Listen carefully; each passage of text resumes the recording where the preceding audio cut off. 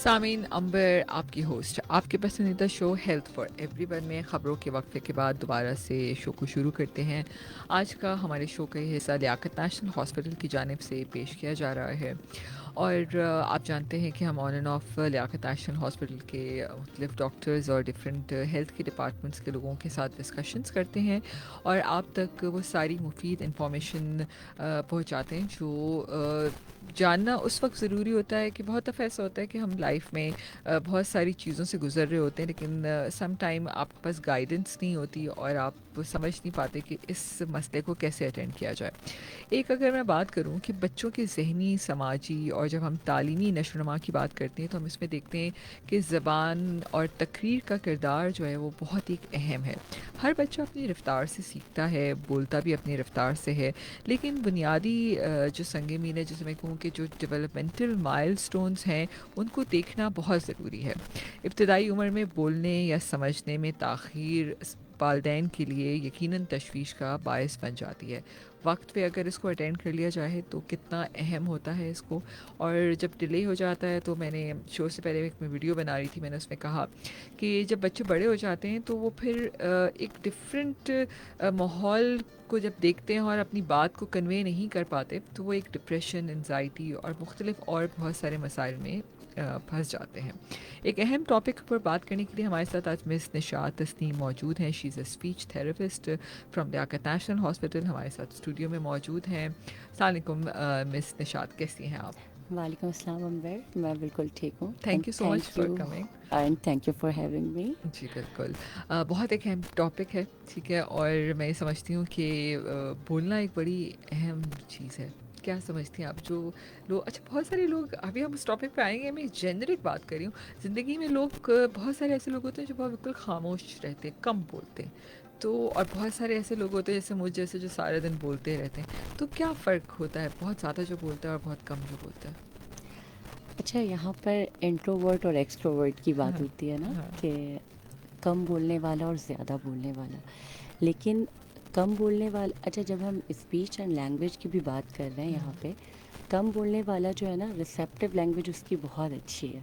ठीक है, हम क्योंकि यहाँ पे दो लैंग्वेज की बात करते हैं, एक होती है रिसेप्टिव लैंग्वेज और एक होती है एक्सप्रेसिव लैंग्वेज। रिसेप्टिव लैंग्वेज ऐसा है कि सब कुछ समझ रहे हैं हम, लेकिन एक्सप्रेस जहाँ नहीं कर रहे। हम एक्सप्रेस ज़्यादा नहीं कर रहे, जहाँ हाँ, ज़रूरत है सिर्फ वहाँ बोल रहे हैं। और एक्सप्रेसिव लैंग्वेज जो है, हर चीज़, अपने हर थॉट्स को, अपने आइडियाज़ को, सब कुछ एक्सप्रेस करना है एक्सप्रेशन के साथ। और आपको पता है कि एक्सप्रेसिव लैंग्वेज जो है वो जस्ट ऐसी लैंग्वेज नहीं है कि हम सिर्फ बोल रहे हैं।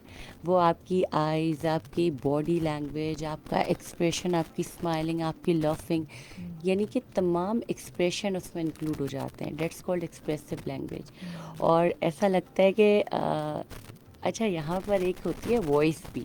ठीक है, वॉइस भी इंक्लूड है यहाँ पर, कि बहुत बोलने वाला जो एक इंसान है हाँ, उसकी और आवाज़ कैसी उसकी है? आवाज़ भी, जैसे कि आरजे। हाँ। ठीक है, क्योंकि सही। जब हम वॉइस थेरेपी और इन तमाम चीज़ों की जब बात करते हैं तो फिर आरजे जो है ना, वो हमारा एक मेन टॉपिक होता है कभी कभी। अच्छा, हाँ, ओके। क्योंकि आप अपने थॉट्स किस तरह हम तक पहुंचा रहे हैं, आवाज़ के ज़रिए। जस्ट आवाज़ के ज़रिए। तो ये एक्सप्रेसिव लैंग्वेज जो है ना, वो तमाम एक अम्ब्रेला है, समझ लें। कम्युनिकेशन जो है वो एक अम्ब्रेला है, उसमें एक्सप्रेसिव, रिसेप्टिव, हर तरह की लैंग्वेजेस आती हैं। तो बोलना ना बहुत ज़रूरी है। अच्छा, लैंग्वेज जो होती है ना, ज़रूरी नहीं है कि आवाज़ के साथ आप बोल कर, आप जस्ट लिख कर जो बता रहे हैं वो भी एक लैंग्वेज है। आप जो इशारों में बात कर रहे हैं वो भी एक लैंग्वेज है। इशारों की ज़बान। एग्जैक्टली लेकिन हाँ, बोलना जो होता है ना, वो एक ऐसा होता है, क्योंकि आरजे से बेहतर ये कोई नहीं जान सही सकता बात है। कि आपकी बिल्कुल। आवाज़ के थ्रू आप अपनी एक्सप्रेशंस को ऐड करते हैं और पूरे सामीन तक आप वो पहुंचाते हैं। तो इसलिए बोलना एक ज़रूरी चीज़ है। बिल्कुल, भाई, बिल्कुल, सही बात है। और है, मेरी आवाज़ कैसी है, लोगों तक पहुंच रही है, तो लोग एग्जैक्टली। सुन रहे होंगे, यकीनन वही सही बता सकते हैं कि कानों में चुभती तो नहीं है या सही है मेरी आवाज़। आज के टॉपिक पे हम डिस्कस करते हैं। थैंक यू सो मच, बहुत ही प्यारा सा आपने इंट्रो हमें दिया। और यकीनन बोलना और ख़ूबसूरत बोलना तो हर किसी का दिल चाहता है। एग्जैक्टली। बिल्कुल। अच्छा, जब हम बच्चों की बात करते हैं, जब वो इस दुनिया में आते हैं, तो ज़ाहिर है हर माँ-बाप का ये ख्वाहिश होती है कि जब वो पहला अल्फ़ाज़ उनके मुँह से निकलता है बच्चे का, माँ या बाप का, हर कोई सुनना चाहता है। तो क्या माइलस्टोन्स होते हैं बोलने के जो माँ-बाप को पता होने चाहिए? अच्छा देखिए, अगर हम माइलस्टोन्स की बात करते हैं ना, तो फर्स्ट लैंग्वेज जो होती है ना हुँ, बच्चे की, जो पहली, वो क्राइंग होती है। हुँ, ठीक है। ठीक है।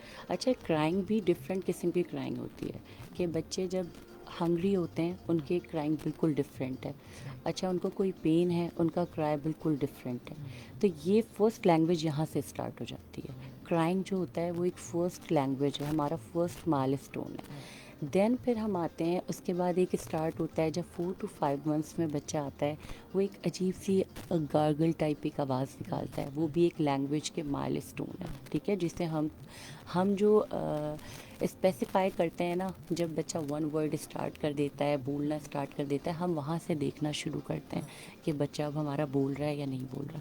लेकिन जो लैंग्वेज की आपने कहा माइलस्टोन्स हैं, वो यहाँ से स्टार्ट हो जाते हैं। अच्छा, उसके बाद बैबलिंग आती है। जैसे हम कहा यह जाता है कि बच्चे ने मामा बोला, बाबा बोला, उस वक्त वो मामा बाबा नहीं, वो एक बैबलिंग का पार्ट होता है, अब लाइक हमें लग रहा होता है क्योंकि हमारे एग्जैक्टली, कान उसको सुनने का इंतज़ार कर रहे एग्जैक्टली। होते हैं। वो कहते हैं कि बाबा इसने बोला, लेकिन वो बा मामा मा, ये एक बैबलिंग है। और ये एक बहुत इम्पॉर्टेंट माइलस्टोन है स्पीच लैंग्वेज की, अगर हम माइलस्टोन की बात करें। देन फिर 1 ईयर में आकर लैंग्वेज स्टार्ट होती है बोलने वाली, और उसमें कम से कम 10 वर्ड्स की प्रोडक्शन होती है। ठीक है, लाइक दादा, मामा, कम, आओ, बैठो, इस तरीके से अपनी लैंग्वेज स्टार्ट होती है। अच्छा, एक्सप्रेसिव लैंग्वेज की जो वोकेबलरी है वो चलें 10 वर्ड्स की है 1 ईयर में, लेकिन रिसेप्टिव लैंग्वेज बड़ी अच्छी बच्चे की चल रही होती है, वो बहुत फास्ट चल रही होती है। इसीलिए चलें, अभी हम आगे भी बात करेंगे कि थेरेपी में हम किन चीज़ों पे फोकस करते हैं, किन कौन से ऐसी चीज़ें होती हैं जिस पे हम फोकस करते हैं, और पेरेंट्स के लिए भी हम आगे इंशाल्लाह शेयर करेंगे। लेकिन फिर 1 ईयर के बाद दैन फिर वो 2 ईयर्स में दैन कॉम्बिनेशन ऑफ वर्ड्स, ये तमाम चीज़ें फिर स्टार्ट हो फिर जाती हैं। पूरे-पूरे सेंटेंस या एग्जैक्टली, 2 ईयर्स में सेंटेंस बनाना स्टार्ट कर तो देते हैं। अच्छा साफ-सुथरा जो बच्चा बोलने लगता है वो आप कहती हैं कि 2 से 3 साल के बीच में बोलने लगता है। बिल्कुल, ठीक है, बिल्कुल, ये मतलब ये एक माइलस्टोन्स हैं जो बच्चा एग्जैक्टली, वो कर रहा होता है। बिल्कुल। अच्छा, क्या इस चीज़ से फ़र्क पड़ता है कि घर में बहुत सारे लोग हैं, ठीक है? और वो हर वक़्त इंटरैक्ट करते रहते हैं, बात करते रहते हैं और एक घर में सिर्फ़ 2 लोग रहते हैं। तो इससे फ़र्क पड़ता है? बहुत हाईली इम्पैक्ट है हुँ, इसका, बहुत हाईली इम्पैक्ट है। सोश देखिए, अभी हम जिस एरा में रह रहे हैं ना अंबर, वहाँ पे हम आइसोलेशन पे ज़्यादा फोकस कर रहे हैं ना, क्योंकि फैमिली अब उस तरह की फैमिली नहीं है, जॉइंट फैमिली सिस्टम को अब हम इतना प्रमोट नहीं करते, हुँ, ज़्यादा न्यूक्लियर फैमिली सिस्टम चल रहा है। दूसरा, स्क्रीन आवर्स हमारे, बहुत क्योंकि ज़्यादा। हमारे भी हैं, बच्चों के भी हैं और हमारे भी हैं। तो ये तमाम चीज़ें लैंग्वेज पे एक बहुत हाईली इम्पेक्ट कर रही है। बहुत सारे लोग होना घर में, जॉइंट फैमिली सिस्टम होना, बहुत सारे बच्चे होना, बहुत सारे खेल, ये तमाम चीज़ें वाकई लैंग्वेज को बहुत ज़्यादा प्रमोट करती है, और लैंग्वेज बहुत अच्छी होती है उन घरों के बच्चों की जहाँ जॉइंट फैमिली सिस्टम है। ये एक बहुत अच्छा एक इम्पैक्ट आता है बच्चे के माइलस्टोन्स अचीव करने पे। और जो आइसोलेशन वाली फैमिली है, ठीक है, एक नॉर्मल डेवलपमेंट अगर हो रही है तो वो सही डेवलप कर गया, लेकिन यूजली आइसोलेशन वाले पेरेंट या न्यूक्लियर फैमिली सिस्टम में, हाँ, ये प्रॉब्लम आती है। क्यों? क्योंकि ना लैंग्वेज का जो गहरा ताल्लुक होता है वो होता है सोशलाइजेशन। हुँ, जब हमारी सोशलाइजेशन, वैसे ही हमारी, हम इतने डिजिटलाइज्ड हो गए हैं कि अब सोशलाइजेशन कम हो गई है, लेकिन जो जॉइंट फैमिली सिस्टम है वहाँ सोशलाइजेशन बहुत ज़्यादा है, इंटरेक्शन बहुत ज़्यादा है। तो लैंग्वेज का हमेशा गहरा ताल्लुक सोशलाइजेशन से होता है। So true. बहुत प्यारी बात कही आपने क्योंकि जैसे आपने शुरू में कहा ना कि कुछ लोग जो होते हैं वो बहुत एक्सप्रेशन से बात करते हैं जस्ट बिकॉज कि वो एक्सप्रेशन बचपन से उन्होंने सीखे होते हैं अपने घर वालों से, कज़न से बातचीत करके। लेकिन कुछ लोग बहुत खामोश तबीयत होते हैं बिल्कुल, अपने एक्सप्रेशंस को शो ही नहीं बिल्कुल, करते, उनका बचपन से माहौल ही ऐसा होता है। Exactly. That is the point. बहुत ज़बरदस्त आपने ये बताया। हमारे साथ ही रहिए, छोटा सा कमर्शियल ब्रेक है और सामीन बहुत ही मज़ेदार आज का शो होने वाला है। बातचीत करना कितना इम्पोर्टेंट इम्पॉर्टेंट है, अपने एक्सप्रेशन, अपने जज़्बात को दूसरों तक पहुँचाना कितना ज़रूरी है।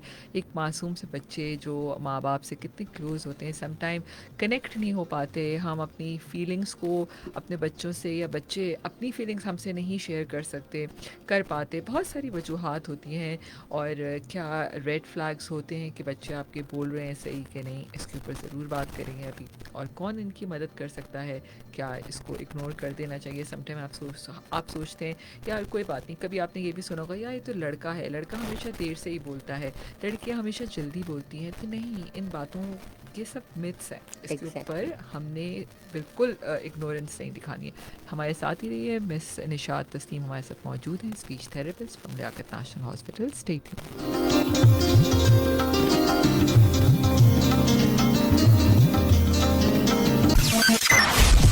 We will be right back after this short commercial break. क्या आपको या आपके बच्चे को बोलने या समझने में मुश्किल हो रही है? बेहतर बातचीत की सलाहियत और खुद एतमादी हर इंसान की बुनियादी जरूरत है। बोलने में मुश्किल या ताखीर की बहुत सी वजूहात हो सकती हैं, जिनका इलाज मुमकिन है। आज ही लियाकत नेशनल हॉस्पिटल के स्पीच थेरेपी डिपार्टमेंट के माहिरीन से राब्ता करें, ताकि आप या आपके प्यारे अपनी बात आसानी से कह सकें और अपने जज्बात का खुलकर इजहार कर सकें। मजीद मालूमात और अपॉइंटमेंट के लिए LNH चैटबॉट नंबर के जरिए राब्ता करें 021-111-456-456।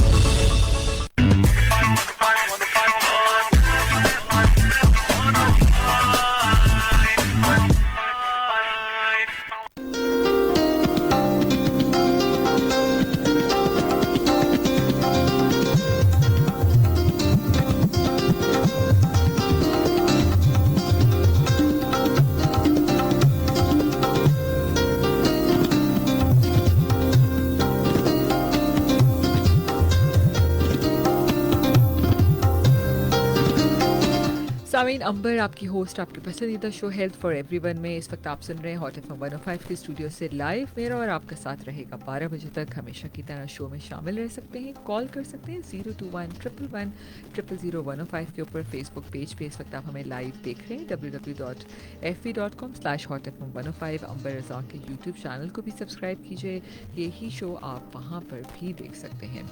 और 8881 के ऊपर भी अपना पैगाम भेज सकते हैं। हमारे पास निशात स्टूडियो में निशात तस्लीम मौजूद है, स्पीच थेरेपिस्ट हैं।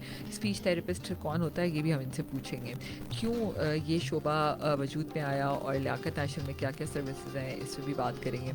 अच्छा मिस निशात, हम बात कर रहे थे कि माइलस्टोन्स पूरे हमारे कवर हो गए।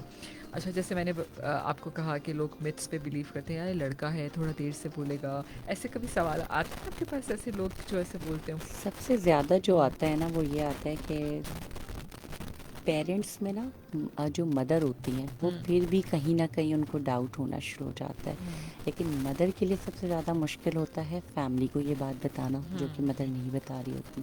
तो जो सबसे ज़्यादा मिथ्स वाली बात आती है वो ये आती है कि इसके दादा ने लेट बोला था, ये भी लेट बोलेगा, इसके अब्बा ने भी लेट बोला था। ये जो है ना, ये सबसे ज़्यादा मिथ है इस वक्त। और अब तक कब से हम हैं इस फील्ड में, और अभी तक पेरेंट्स आके कहते हैं कि घर वाले आने ही नहीं दे रहे थे क्योंकि इसके फादर ने भी बहुत लेट बोला था, 4 इयर्स में जाके उनकी लैंग्वेज आई थी, इस चक्कर में इन्होंने हमें आने नहीं दिया। तो ये वाली मिथ ना बहुत ज़्यादा है, जो कि ऐसा कुछ भी नहीं होता। सही है, ये बात सही है कि सबकी अपनी डेवलपमेंटल है, अपनी डेवलपमेंटल एज है, और अब हर बच्चा अपने हिसाब से डेवलप कर रहा होता है। लेकिन अब हमें ना, ये जो हम सेशन कर रहे हैं, अभी सेशन कर रहे हैं और हर जगह ये सेशंस चल रहे हैं स्पीच अवेयरनेस, वो हम इसीलिए कर रहे हैं कि पेरेंट्स ने लेट बोला तो ये लेट बोलेगा, ये वाले मिथ्स को अब ख़त्म कर देनी चाहिए। सही बात है। अब आप देखें, ये हम अवेयरनेस सेशन क्यों कर रहे हैं, वो इसीलिए कर रहे हैं, ये वक्त आ गया, 1 ईयर का हो गया आपका बेबी, 1.5 का हो गया, कोई लैंग्वेज नहीं है, इशारों में बात कर रहा है, और बस यही तमाम चीज़ें चल रही हैं। और प्ले, अच्छा एक इम्पॉर्टेंट चीज़ होती है जो मैं आई मस्ट ऐड हियर, कि प्ले ना बच्चे का सबसे ज़्यादा इम्पॉर्टेंट होता है। हम प्ले को नहीं देखते। बच्चा अकेले खेलना पसंद कर रहा है, उसको घर में 10 बच्चे हैं, वो बच्चों के साथ नहीं खेल के अकेले खेल रहा है। पता है वो हमें बहुत, सॉरी मैं आपकी बात काट रही हूँ, वो हमें अच्छा भी शायद लग रहा होता है माँ को। एग्जैक्टली माँ कहती है "उफ, शुक्र है सुकून से खेल रहा है अपना, बिल्कुल। तंग नहीं कर रहा"। ये वाली चीज़ जो है ना, ये पेरेंट जो हम रेड फ्लैग्स की बात कर रहे हैं, वो हर बात में ही रेड फ्लैग्स नज़र आ रहा होगा वैसे। तो ये वाली चीज़ बहुत इम्पॉर्टेंट है कि आप जो देख रहे होते हैं ना कि मेरे अब्बा ने लेट बोला था और अब दादा ने लेट बोला था तो ये भी लेट बोलेगा, और इस चक्कर में 5 साल के बाद लेकर आ रहे होते हैं बच्चे को, जो कि क्रिटिकल एज से वो निकल चुका होता है। हम एक बात करते हैं अर्ली इंटरवेंशन की। अर्ली इंटरवेंशन में ही ये जो 0 to 3 years हमारा जो क्रिटिकल एज होता है, वहाँ पर ही हमें ये तमाम चीज़ें चेक करनी होती हैं जो हम चाहते हैं कि हमारे पास बच्चे इस एज में आए, ताकि हम उस पर एक अच्छा काम कर सकें। लेकिन ये जो बात दोबारा घूम के मिथ पे आ रही है कि उसने लेट बोला था तो ये भी लेट बोलेगा, ये इस तमाम चक्कर में वो पूरी एज निकल चुकी होती है और फिर 5 years 6 years में बच्चे हमारे पास आ रहे होते हैं। अच्छा बहुत सारे बच्चे हम बहुत छोटी उम्र में उनको स्क्रीन दे देती हैं माएँ, तो क्या ये भी एक मसला आता है फिर जब वो स्कूल जाना शुरू हो जाते हैं तो इंटरेक्शन में प्रॉब्लम्स आना शुरू हो जाती हैं? बहुत अच्छा सवाल है ये, इस पे तो लाजमी ये बात करूँगी। अच्छा, स्क्रीन आवर्स में, अच्छा पता है क्या, जो हमारे पास पेरेंट्स आते हैं ना, और अगर जितने भी अभी पेरेंट्स सुन रहे हैं उनको भी ये बोलना चाहूँगी, पेरेंट्स क्या कहते हैं कि माशाल्लाह इसने एप्पल और मैंगो और पूरे फ्रूट्स नेम सब कुछ इसने स्क्रीन से सीखा है, हमने इसे कुछ भी नहीं सिखाया, इसने तमाम चीज़ें स्क्रीन से सीखी हैं और पूरा दिन स्क्रीन देखता रहता है। इवन आप इतने अभी खुशी खुशी बताते हैं? बहुत खुशी खुशी बताते हैं, और इसने सीखा है, इंग्लिश बोल रहा है, इसने, हमारे घर में कोई इंग्लिश नहीं बोलता लेकिन ये इंग्लिश बोलता है और इसने सब स्क्रीन से सीखा है। ये स्क्रीन डिपेंडेंट लैंग्वेज कहते हैं इसे। ये कार्टूनिक पैटर्न आ जाता है, आप देखेंगे अगर कभी आपको ऐसे बच्चों से आपने कभी देखा तो कार्टूनिक पैटर्न में बात कर रहे होते हैं, और एक स्क्रीन डिपेंडेंट लैंग्वेज होती है। वो लैंग्वेज नहीं होती जो हम सिखाते हैं, हम बैठ के उसको बाकायदा फिज़िकली बैठ कर सिखाते हैं, वो लैंग्वेज नहीं होती। स्क्रीन आवर्स क्या कर रहा है, सबसे ज़्यादा जो इम्पैक्ट वो हमारी लाइफ में डाल रहा है वो हमें एंटी सोशल कर रहा है ना। 10 लोग बैठे हैं, हम वहाँ पे बात नहीं कर रहे हैं, मोबाइल यूज़ कर रहे हैं। अगर हम अपनी भी बात करें एडल्ट्स की, 10 लोगों के बीच में हम जब मोबाइल यूज़ कर रहे हैं तो हम तो इंटरेक्ट नहीं कर रहे, हम तो स्क्रीन डिपेंडेंट हुए हुए हैं। तो सेम, चले हमारी तो सारी चीज़ें डेवलप हो गई हैं, लेकिन जो बच्चा है वो तो अभी डेवलप वाली एज में है, उसे अभी सब कुछ डेवलप करना है, उसको अपनी तमाम सेंसेस को स्ट्रॉन्ग करना है, उसको अपनी लैंग्वेज को, अपनी प्ले को, हर चीज़ को स्ट्रॉन्ग करना है। वहाँ पे हम क्या कर रहे हैं, स्क्रीन दे रहे हैं। स्क्रीन से क्या हो रहा है, बच्चा जस्ट स्क्रीन आपके सामने मौजूद है और वो स्क्रीन के साथ जॉइंट हुआ हुआ है, देन उसके आसपास जो भी चीज़ें हो रही हैं वो तो उन तमाम चीज़ों को उसने कभी देखा भी नहीं ना, वो गिर रहा है। हमारे एक बचपन की बात यह है कि जो पहले के बच्चे होते थे वो कैसे होते थे, गिर रहे हैं, पेरेंट्स ज़्यादा कुछ नहीं कहते थे, गिरते थे, उठते थे, लड़ाई हो रही है, खेल भी उस तरह के जो ट्रेडिशनल प्ले होता था पहले का, वो तमाम चीज़ें उस वक्त के, अभी अगर कोई याद करे, अभी के बच्चे देखें तो मजाक उड़ाएं और इस तरह की चीज़ें, लेकिन वो तमाम प्ले ने क्या किया, उसकी फ़िज़िकल, उसकी हर तरह की कॉग्निशन को उसको इम्प्रूव किया। तो ये वाली चीज़ है। बिल्कुल ऐसे। अच्छा समटाइम ऐसे भी होता है निशात कि बच्चे जैसे घर में मेहमान आ जाते हैं, पहले का दौर होता था ना, हम बच्चे मेहमान के साथ या खाला मामू के साथ बैठ के बात करते थे, एंजॉय करते थे।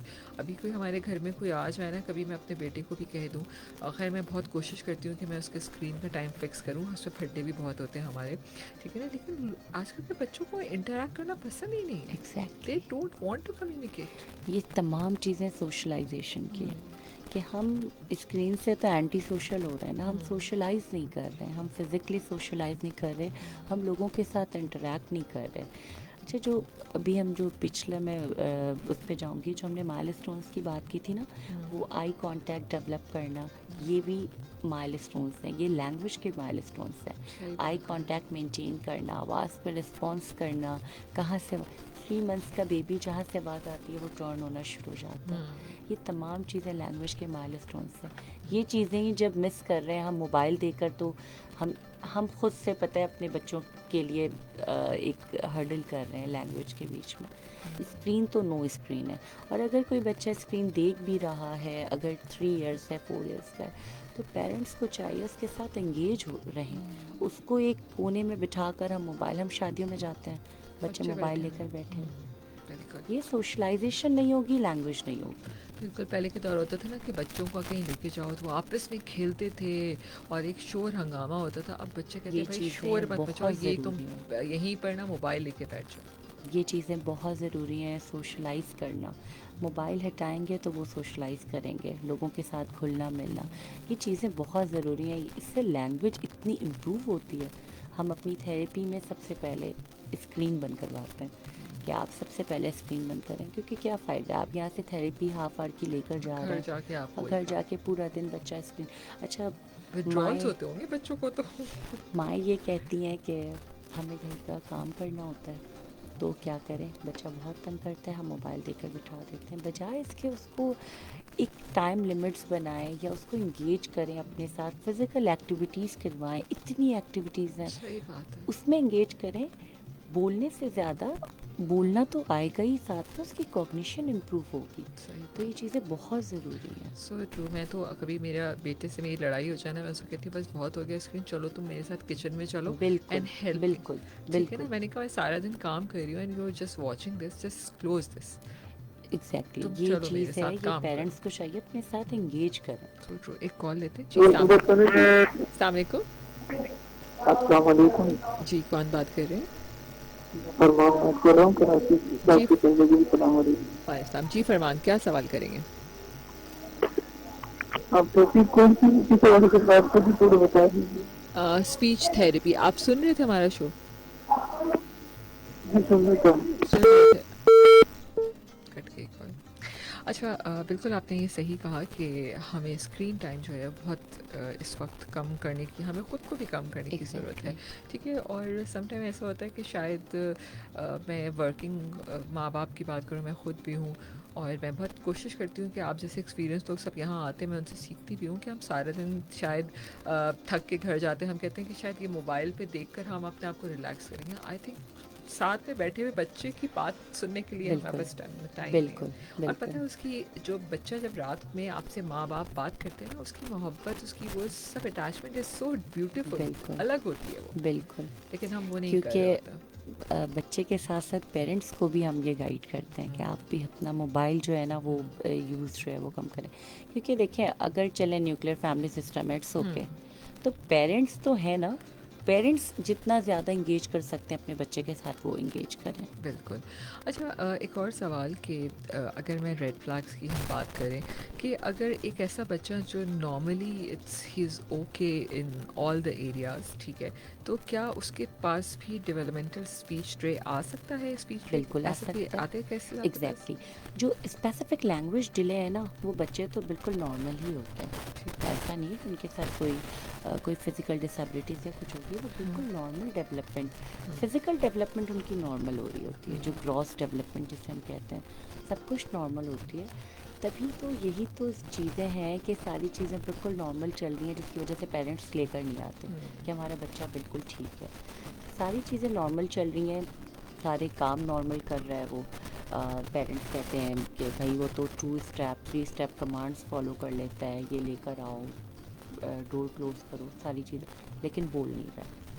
तो ये लैंग्वेज डिले जो एक्चुअल में यहीं पे ये एक्सप्रेसिव लैंग्वेज डिले है कि आपका बच्चा समझ सब कुछ रहा है, बिल्कुल नॉर्मल है, सारी चीज़ें नॉर्मल उसकी डेवलपमेंट हो चुकी हैं, सारे सेंसेस नॉर्मल है, लेकिन सब बोल नहीं रहा है। तो ये जो एक्चुअल में डिलेड लैंग्वेज है वो ये है, ये स्पेसिफिक लैंग्वेज डिले। बिल्कुल। अच्छा निशात, हमारे पास एक छोटा सा कमर्शियल ब्रेक है और मैं इसके बाद ये जानना चाहूँगी क्या हेयरिंग इश्यूज़ भी प्रॉब्लम कर सकते हैं स्पीच डिले में? हमारे साथ ही रहेगा, छोटा सा ब्रेक लेते हैं फिर वापस आते हैं। स्टे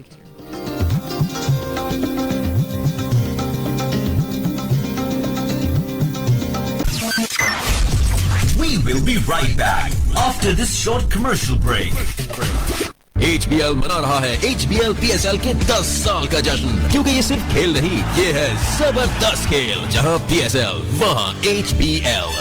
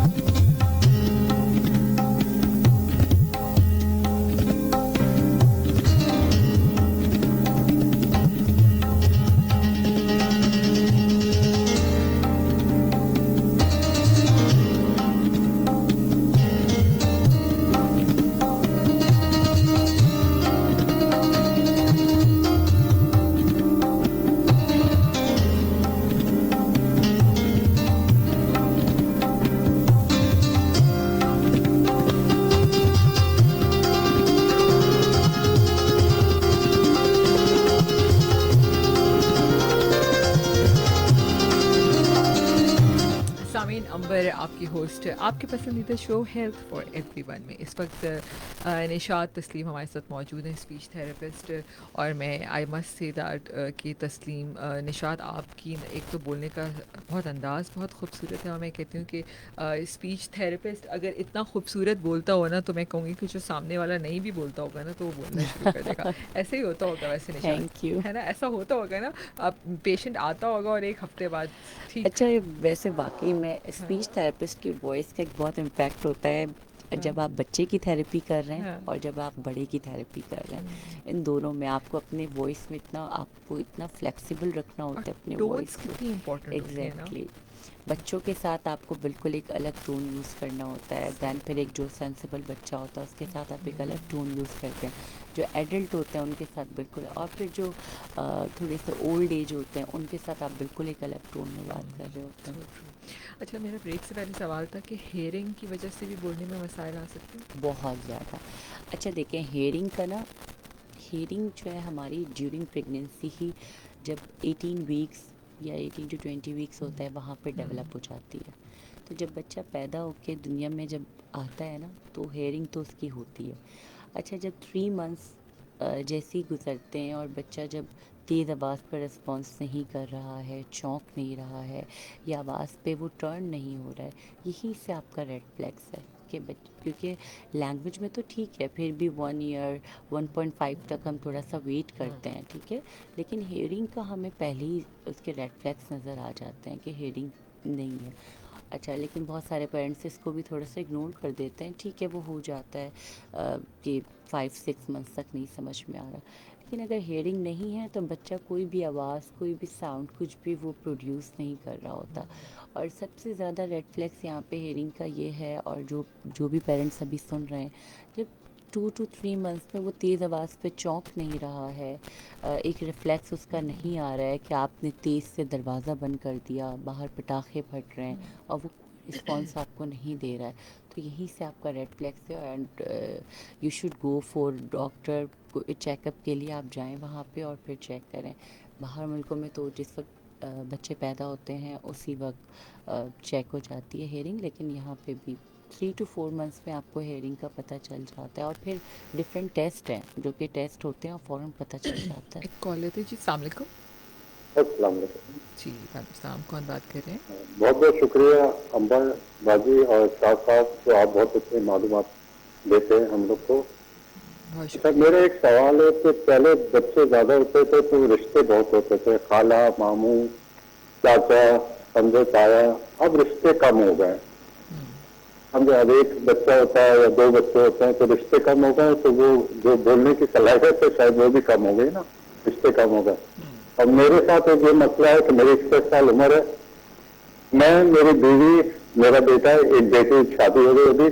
हम जब रात में लेते बात ही नहीं करते थे, हमने अपना मोबाइल लिया और चारों और अपने अपने मोबाइल में लगे हैं। तो ये मोबाइल में बोलना कम नहीं करती हम लोग का, एक वजह ये नहीं है? बिल्कुल है, बिल्कुल। आप शायद शुरू से शो नहीं सुन रहे तो नहीं, मैं हर रोज आपका प्रोग्राम सुनता हूँ, मैं सुन रहा हूँ, मैं कह रहा हूँ ये सबसे बड़ी वजह लग रही है। और दूसरी मेरे को लग रही है वजह कि ये बच्चे जब कम हो गए ना, रिश्ते खत्म हो गए ना, वरना पहले बेटियां जो होती थी वो अपनी पुत्री से अटैच होती थी।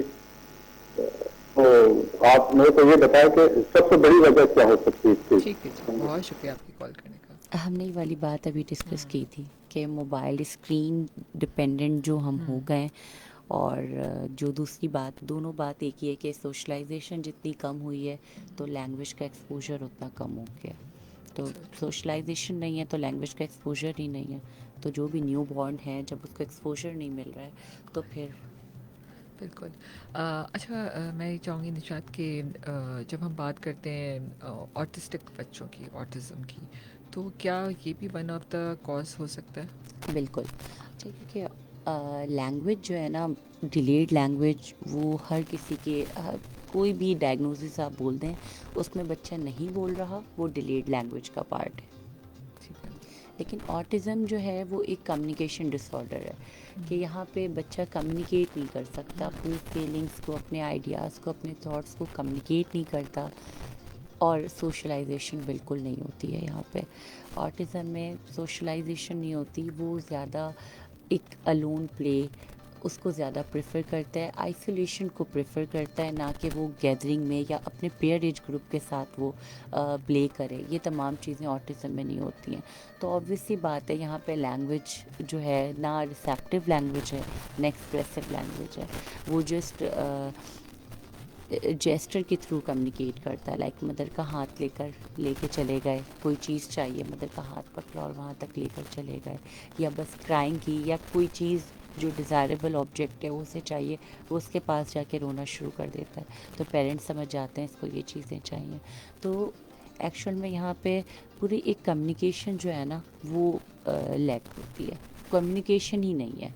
क्योंकि हमारी एक कम्युनिकेशन बोलने और समझने के बाद एक आती है सोशलाइजेशन वाली प्रैग्मेटिक स्किल, जिसे हम कहते हैं सोशल लैंग्वेज।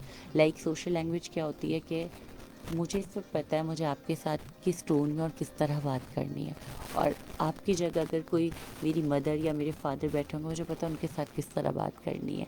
तो सबका मुझे किसके साथ मुझे किस तरह अपने टोन को रखना है, कैसे रहना है, ये कहते हैं इसे सोशल लैंग्वेज, कम्युनिकेशन या सोशल लैंग्वेज, प्रैग्मेटिक स्किल्स हम इसे कहते हैं। तो ये तमाम चीज़ों की लैकिंग होती है ऑटिज़म में। So true. सुबह से लेकर शाम तक आप मुख्तलिफ टोन्स में, मुख्तलिफ लहजों Exactly. में, डिफरेंट रिलेशंस के साथ बात कर रहे होते हैं। सुबह ऑफिस से लेकर घर तक। बिल्कुल, घर जाऊंगी तो मैं अम्मा बन जाती हूँ बिल्कुल। एग्जैक्टली। और मैं ऑफिस से बिल्कुल डिफरेंट हो जाती हूँ। ठीक है, कभी कभी मेरा बेटा ही मुझे कहता मम्मा यार आप कैसे शो पे बात करती हो, मुझसे आप कैसे बात करती हो? फिर मैं कहती हूँ यार दैट्स कॉल्ड सोशल लैंग्वेज ना। ये लैंग्वेज हमारी 5 to 6 ईयर्स में स्टार्ट हो जाती है कि बच्चे फिर पेरेंट्स के साथ एक अलग टोन में रहते हैं, फिर स्कूल जाते हैं तो टीचर के साथ एक अलग टोन में रहता है, ये वहाँ से डेवलपमेंट स्टार्ट हो जाती है। लेकिन ऑटिज़म में इन तमाम चीज़ों की लैकिंग होती है। कितना इम्पोर्टेंट होता है ना कि स्टेज लाइफ के हर हिस्से में इंटरेक्शन कितना इम्पोर्टेंट बहुत इम्पॉर्टेंट है, बच्चों का, बड़ों हमें का। पता ही नहीं होता, लेकिन ये चीज़ें हमारे लिए इतना इम्पैक्टफुल होती हैं। ये सोशलाइजेशन ही, हम जितनी बातें कर रहे हैं, प्ले, बच्चों के साथ प्ले, जितना पेयर एज ग्रुप के साथ मिंगल होंगे बच्चे, लैंग्वेज उतनी ज़्यादा, जो स्टार्टिंग की जो लैंग्वेज है ना बच्चों की, वो पेयर एज ग्रुप से ज़्यादा होती है। बहुत पेयर एज ग्रुप के साथ बच्चे ज़्यादा सीख रहे होते हैं, उनके अपने साथ दिल आप की बात करते हैं ना वो। एग्जैक्टली वो उनके साथ प्रिटेंड प्ले चल रहा है, आपस में दोनों एक दूसरे को देख के खेल रहे हैं। ये तमाम चीज़ें पेयर एज ग्रुप के साथ जो प्ले होता है वो वहाँ से लैंग्वेज स्टार्ट होती है। So true. वैसे पता है निशान, मैं कभी कभी देखती हूँ ना, वाकई में मेरा बेटा भी अपने दोस्तों के साथ ही सो डिफरेंट, इतने मज़े बिल्कुल। की बातें करता है। मैं खामोशी से सुनती रहती हूँ, मुझे अच्छा लगता है कि यार ये हर चीज़ बात कर रहा है, हर बिल्कुल, अपने दिल की बिल्कुल। बात ना। It's very important.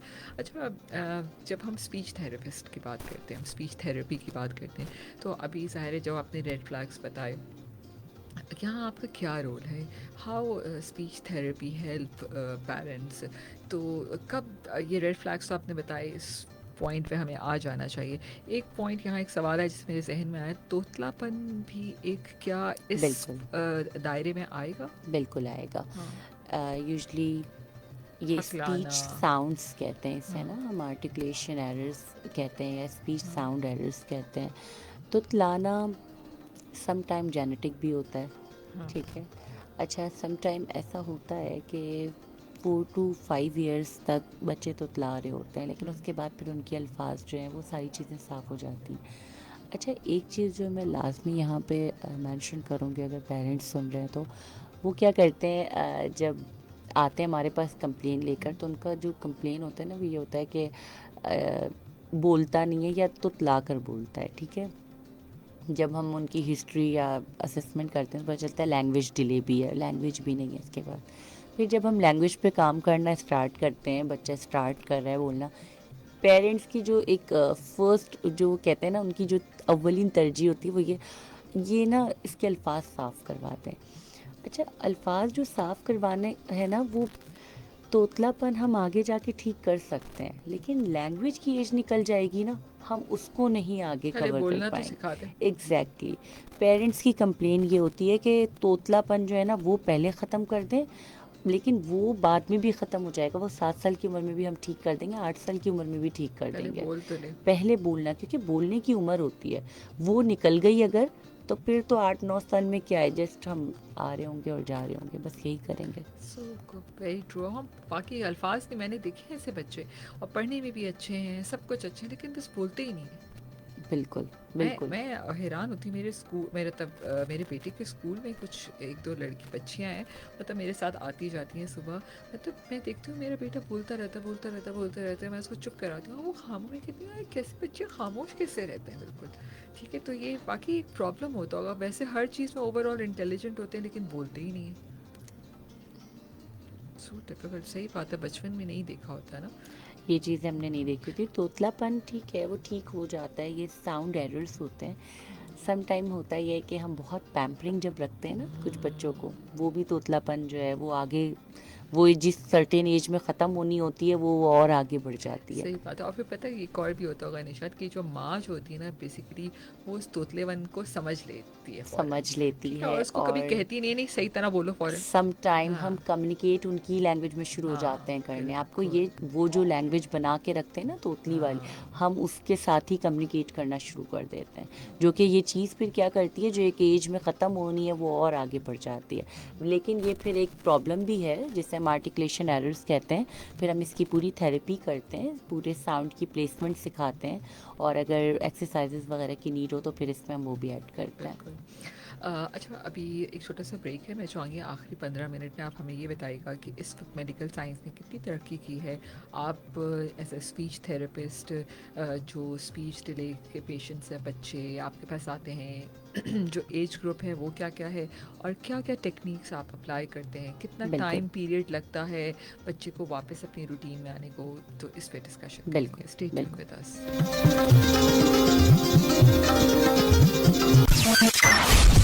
We will be right back after this short commercial break.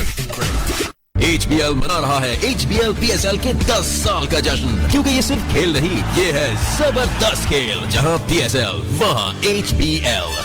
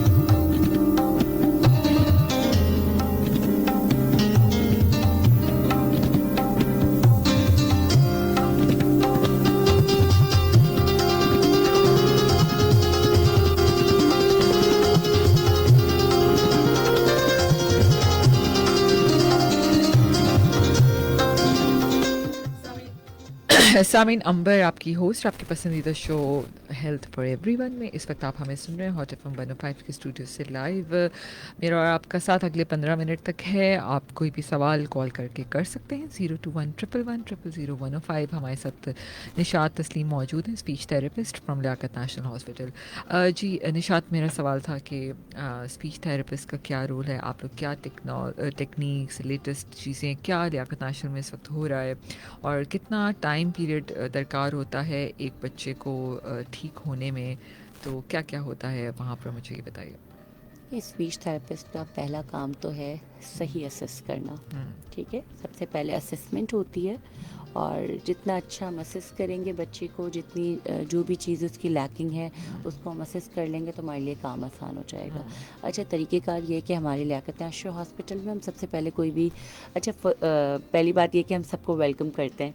ठीक है, ठीक है। कोई भी पेरेंट्स, किसी भी तरह के पेरेंट्स आ जाएं, और भले वो डिफरेंट जगह से थेरेपीज़ करवा के आएँ या प्रॉब्लम जो भी आ रही हो, सबको वेलकम करते हैं।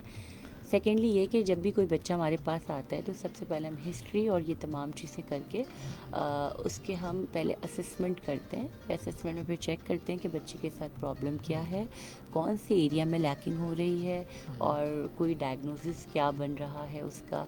अगर सम टाइम साइकोलॉजिस्ट की नीड हो तो फिर हम उनको रेफ़र करते हैं, अदरवाइज़ फिर हमारे पास वो थेरेपी में एनरोल्ड हो जाता है।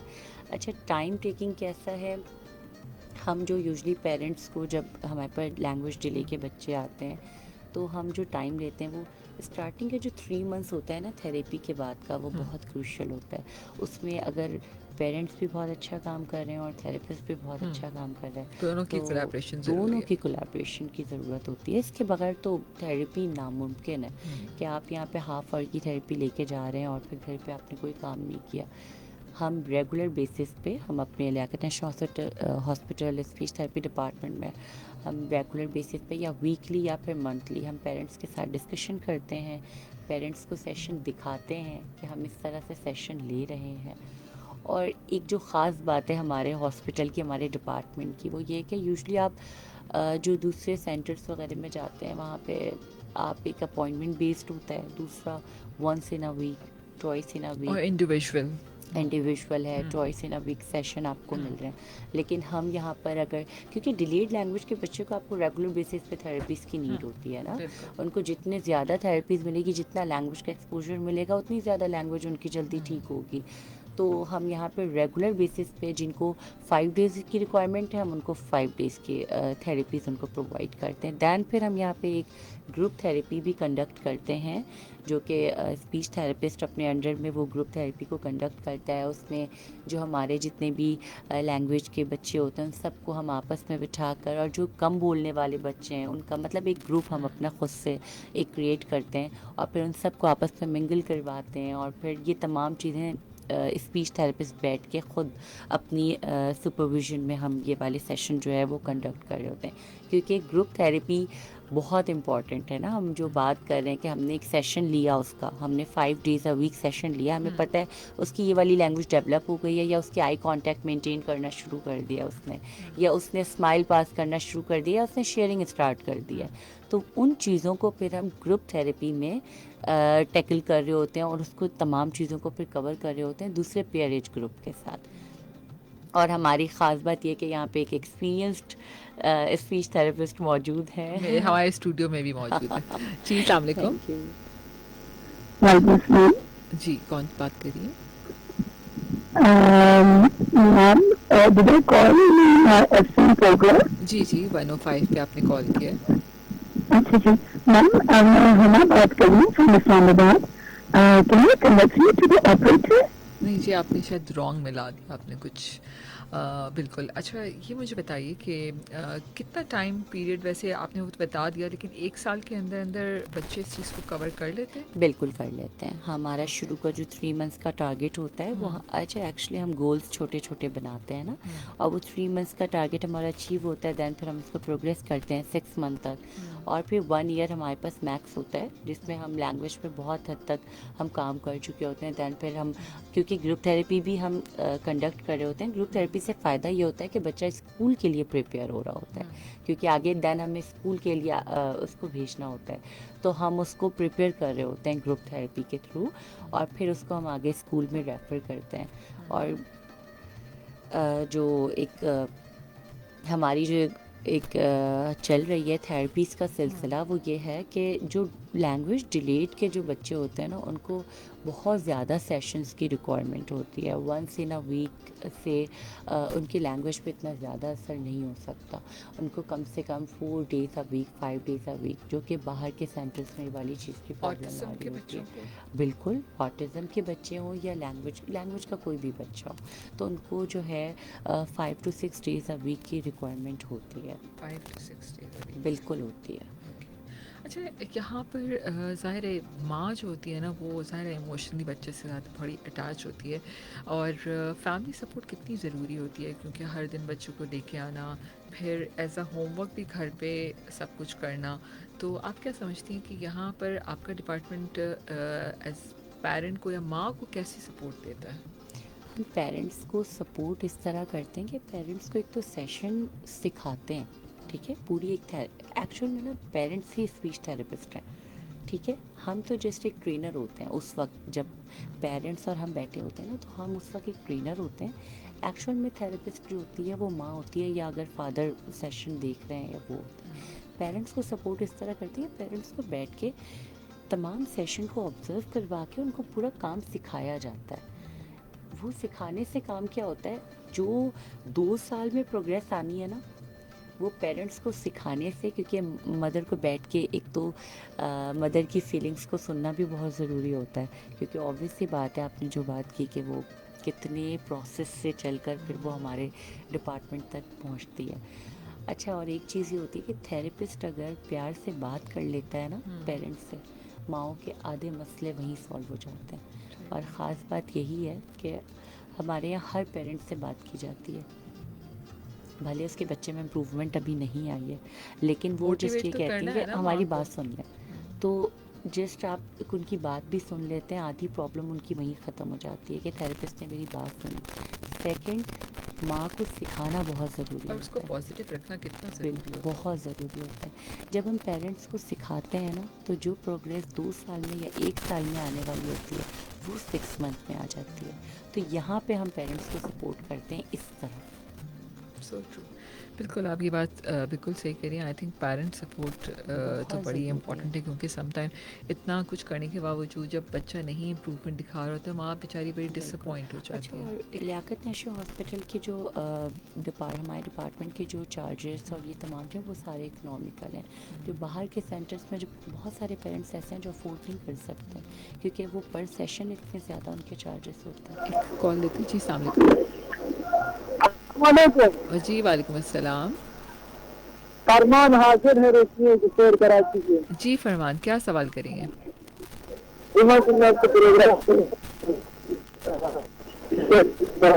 नहीं, आपकी आवाज़ कट रही है। अभी सही है। हाँ, आप सही है। क्या सवाल करेंगे? मैं डॉक्टर साहिब को अप्रिशिएट करना चाहूँगा, और खासी मैसेज के बाद अच्छी इंफॉर्मेशन देने के लिए छोटे मोटे शुक्रिया अदा करेंगे अपने फाइल से भी। बहुत शुक्रिया जी, बहुत शुक्रिया आपकी कॉल करने का। हाँ जी, शुक्रिया।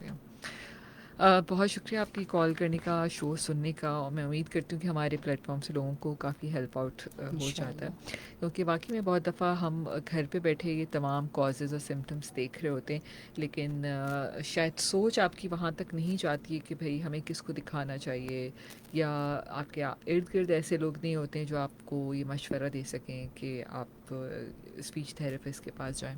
एक और कॉल है जी, सामने आई थिंक वही कॉल है। बिल्कुल।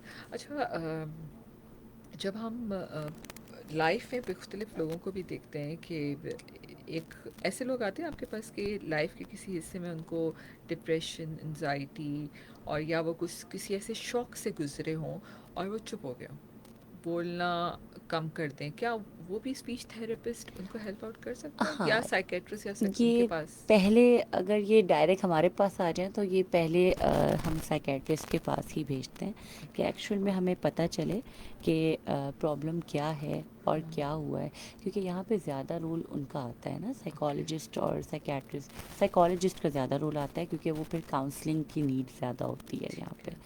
और एक चीज़ मैं यहाँ लाजमी ऐड करूँगी पेरेंट्स के लिए कि अगर ना आपको लग भी रहा है ना कि आपका बच्चा बिल्कुल नॉर्मल चल रहा है, सब कुछ है, लेकिन अभी बस मेरे जो बहन का जो बच्चा है ना उसके अकॉर्डिंगली देखें, कंपैरिजन करें तो लैंग्वेज थोड़ी कम है, अक्सर पेरेंट्स से करते, लेकिन फिर क्या है, नॉर्मल है, आगे बोल लेगा। लेकिन यहाँ पे मैं बस ये चीज़ ऐड करूँगी कि आप लाजमी एक बार कंसल्ट करें। कंसल्टेशन ना बहुत ज़रूरी है। कुछ पॉइंटर्स होते हैं आपको जिसमें आप जज करते हैं बच्चे को कि इसका लेवल ऑफ स्पीच क्या है? हाँ, हम अपनी पूरी एक एज निकालते हैं ना कि अपनी उसकी जो इस वक्त एज चल रही है, अगर 5 इयर्स का है लेकिन लैंग्वेज वो क्या है, अगर जस्ट बैबलिंग कर रहा है या वन वर्ड उसकी स्पीच है, या वोकेबलरी बहुत ज़्यादा कहें तो 10 to 15 वर्ड्स की वोकेबलरी है, लेकिन रिसेप्टिव भी तो ठीक है, तो एक्सप्रेसिव लैंग्वेज तो फिर उसकी 1 ईयर की आई ना। अच्छा, एक और चीज़ बताएं, बचपन से एक पहले कॉल लेते हैं। जी अस्सलाम वालेकुम। वालेकुम अस्सलाम। सिर्फ और सिर्फ एप्रिशिएट करना था, बहुत बहुत शुक्रिया। प्यारे तरीके से, बहुत खूबसूरत अंदाज में जो आज गुफ्तगू और समझाने का जो अमल रहा है। कम से कम मैं रिक्शा ड्राइवर हूँ, मैंने आज के प्रोग्राम से बहुत कुछ सीख लिया है। बहुत जज़ाक शुक्रिया। अल्लाह, शुक्रिया अल्लाह। बहुत शुक्रिया जी, आपका बहुत थैंक शुक्रिया यू। अप्रिशिएट करने का। अच्छा बताइए, बचपन से हम भी सुनते हैं कि भाई हमारी माया में स्टोरी सुनाती थी, नानी स्टोरी सुनाई, स्टोरी टेलिंग सेशंस होते हैं, स्कूल में भी एक इंस्ट्रक्शंस आती हैं कि अपने बच्चों को स्टोरी सुनाएं।